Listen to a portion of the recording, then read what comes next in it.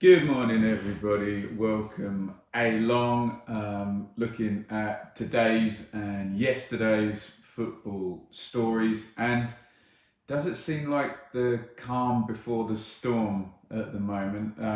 Seems like there's been no craziness and announcements in the past couple of days. So I'm sure we'll get some kind of bombshell very soon. But it's almost like some of the talking has stopped and the doing has started. Certainly in terms of the Premier League, but I'm sure we'll get some ridiculousness in terms of the EFL as we go along. If you are live in the chat here, then make yourself known and maybe we'll do some questions at the end. So up in the Premier League, we're a couple of days now into non-contact training.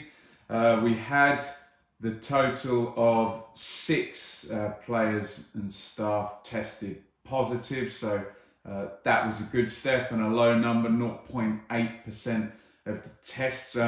Adrian Mariappa, the Watford defender, has been named as the Watford player. We also know that Ian Wone, the Burnley assistant, he was also named. Mariappa was quoted, if it wasn't for the fact I'd gone back to training and had this test, then I'd never have found out that I had the virus and I would be getting on with things as normal. That's obviously quite a strange thought.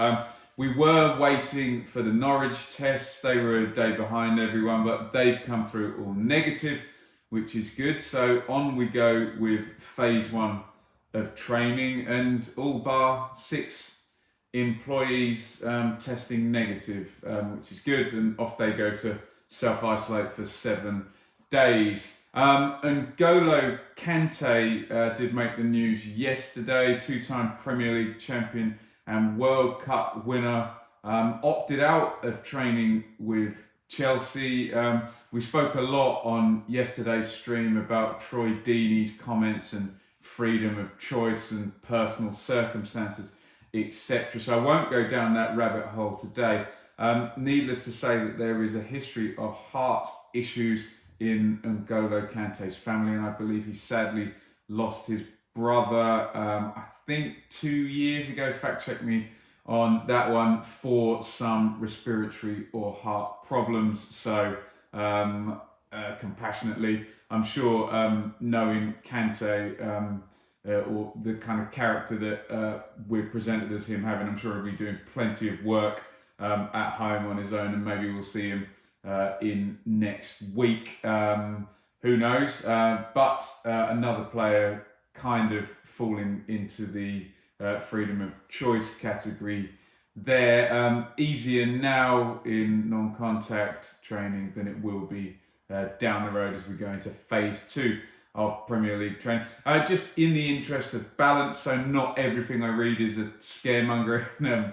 Comments and positive words from Harry Maguire, the Man United captain. He said, "It's our first day back today. It seems so safe and everyone is respecting it so well. So long may that continue. I'm sure no one will have any problems." So a fair mix from Deeney being very outspoken and not going, Kante quietly not going, and Maguire is outspoken but being vocal in his praise. There was another player, and I've forgotten who it was, who'd said everything had kind of gone well as well. So Premier League, like I said, once the talking stops and doing starts, it does seem a little bit better, doesn't it? Premier League back and getting on with it. So the Premier League training phase 2, the contact training, is likely to be signed off later in the week. Culture Secretary Oliver Dowden said, "I hope, subject to the sign-off Public Health England and others, we will then later this week, very shortly, get the guidance about how we can have training in a contact environment for elite sports so they can build up." So all seems to be going through as planned. Remember, the hitches will come with any kind of outbreak. Fingers crossed that doesn't happen. Or worse still, I'm talking about an internal outbreak within a club. Worse still, if we get a second spike nationally here in England. fingers crossed.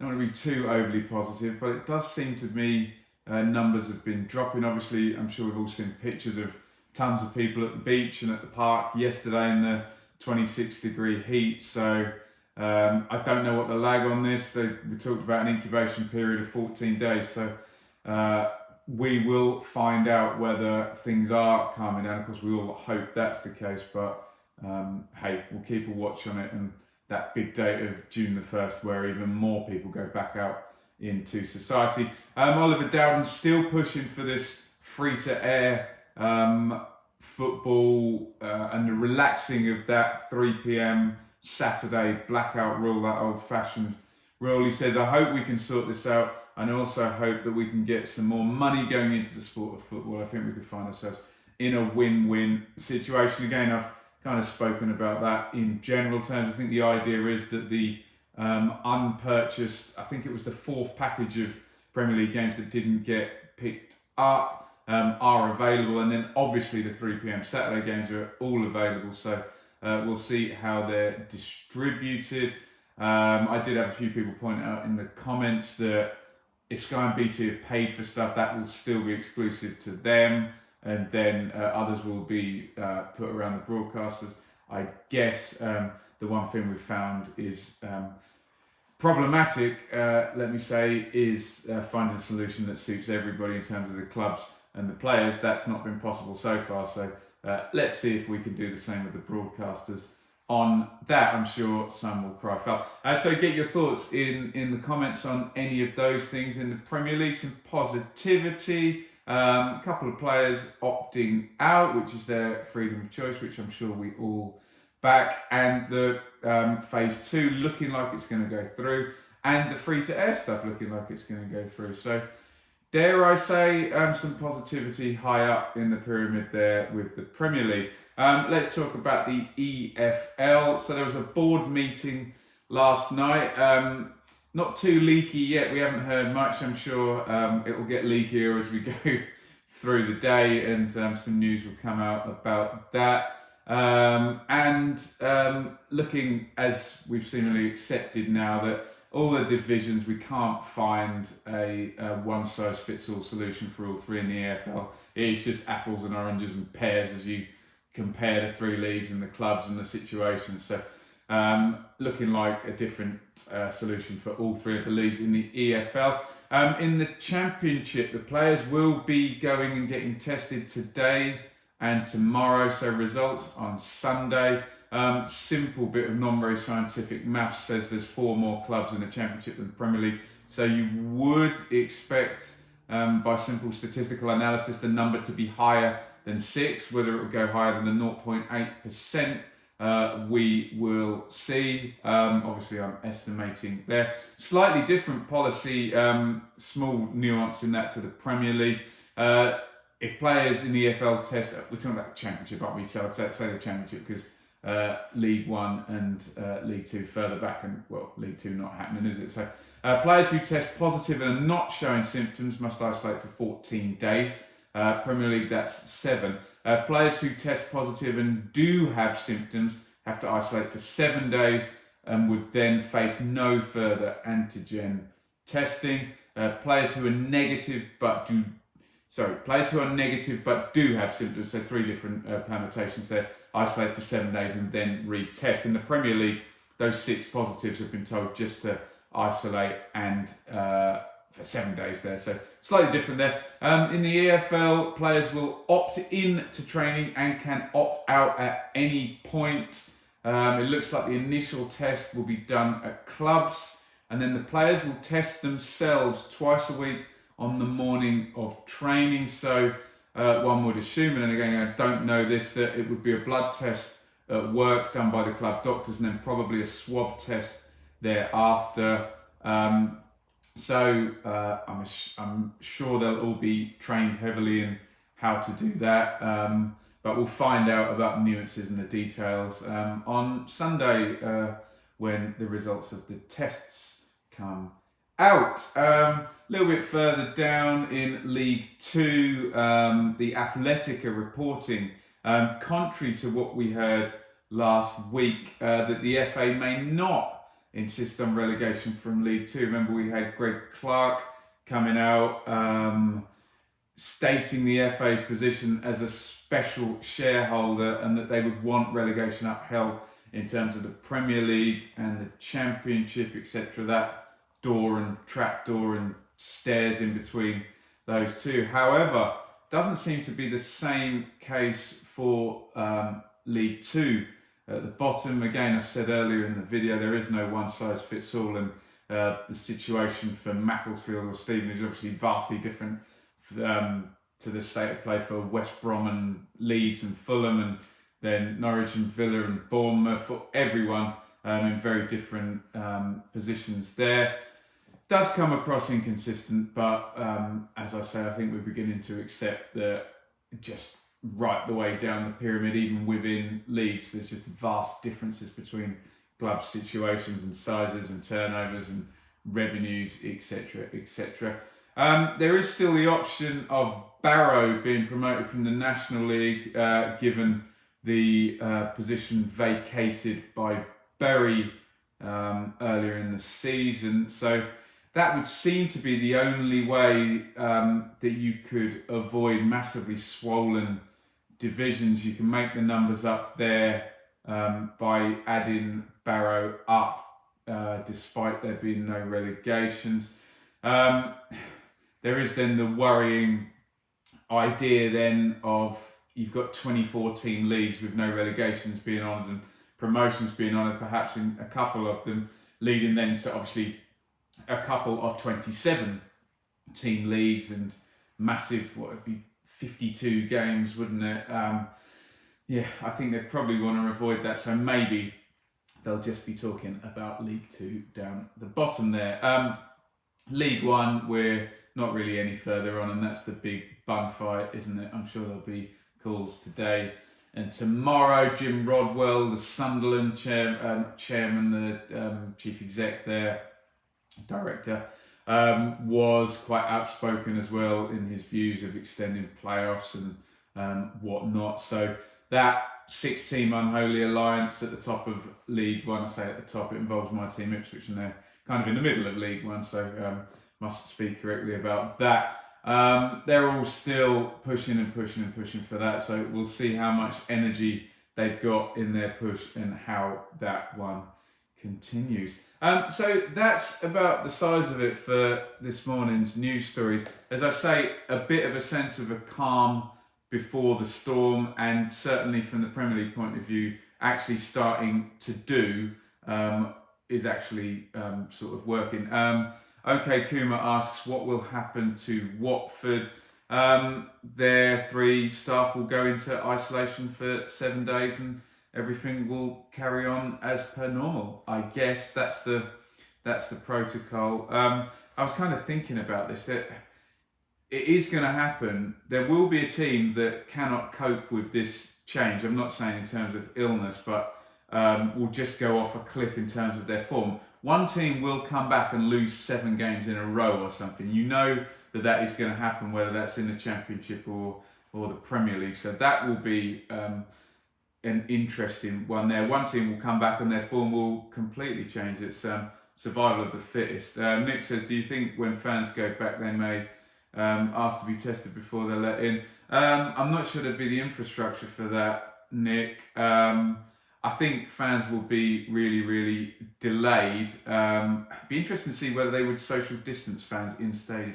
Radby Leeds asked, Ben, are you expecting the leagues to resume? At the moment, I'm expecting the Premier League and the Championship to at least try.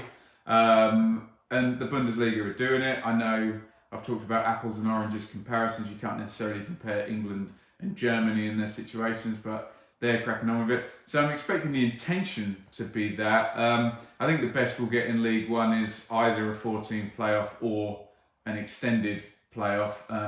We'll see if they can stop arguing within themselves. Just going back to Nick's question, you do look at stadiums and think, is there a way? You can imagine people lobbying to open up the hospitality and saying, look, we can police the hospitality boxes, we can't police the terraces. And you can imagine the golden ticket prices, can't you, for just the hospitality.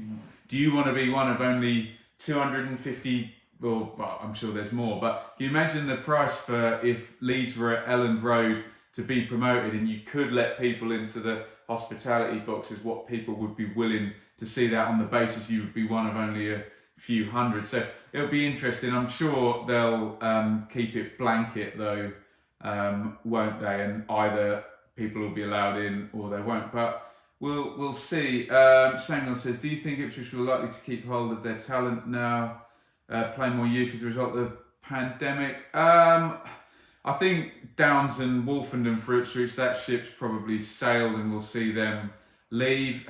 Depends on it really depends whether cash-rich owners like Marcus Evans actually have an advantage coming out if the teams in the EFL are as broke as we imagine they are, whether, and this sounds bad, but we heard Ollie Solskjaer saying it as well, some teams will actually have this as an advantage and, they might not have to sell given that there's an advantage, but we've always seen Ipswich sell on. We did see, it's strange with Ipswich, they seem to be good with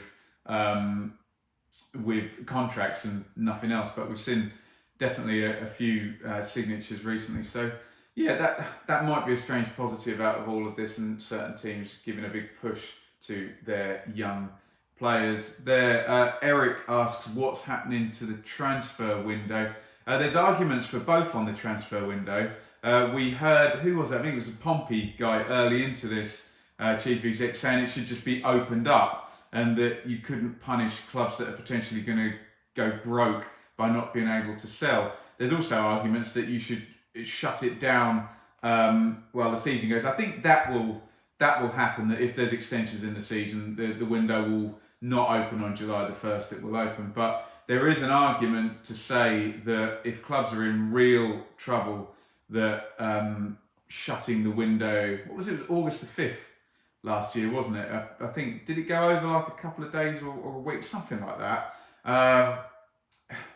I can see them opening it after the season started, actually. I think there's some merit in what the Pompey chief executive said. So I think they're going to do something with the transfer window, given that the dates of the season are moving and we don't know what dates next season will start. But the transfer window and the transfer market, that's two different things. And certainly if you announced that the window will open out for 3 months, that would slow the market massively at the start. Eddie asks, what happens if Coventry and Rotherham refuse to play this season? I'm not sure, in all honesty, but I think we'll see Coventry and Rotherham just stay quiet and let the others argue amongst themselves. And I can honestly see a situation where they'll both be promoted and you get